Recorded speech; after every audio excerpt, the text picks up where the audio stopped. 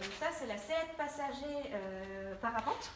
Donc tu as deux poignées ici, si les passagers ne savent pas où mettre leurs mains, donc tu peux mettre les mains comme ça, ou alors passer les mains en dessous des écarteurs et mettre, hop, tu vois, comme ça.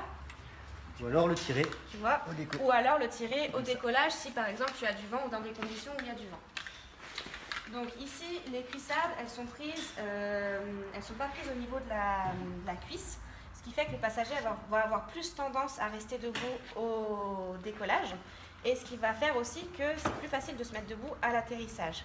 Mais dans ce cas-là, il faut que le pilote ait la possibilité d'asseoir le passager, forcément. Donc on a Seb qui va faire le pilote. Donc c'est assez facile, quand tu décolles, tu as ici, hop, de quoi mettre dans les pieds. Alors tu n'as pas besoin des mains en fait quand tu es assis dans ta sellette pilote.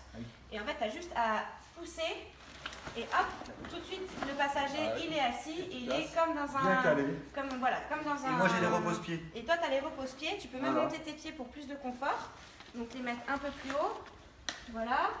Et après, il suffit juste d'expliquer à son passager comment mettre les bras en fait en dessous des écarteurs, parce que du coup, il faut les glisser.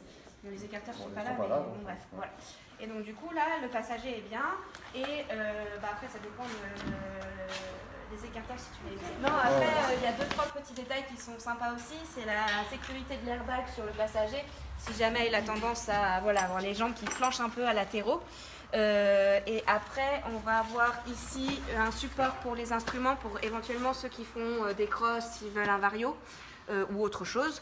Des petites poches ici pour mettre voilà, le téléphone. Alors attention parce que ça peut glisser, mais les petites choses. La poche ici est accessible. Et il y a ici des petites accroches. Moi, c'est là que je mets ma GoPro pour après faire les vidéos. Voilà.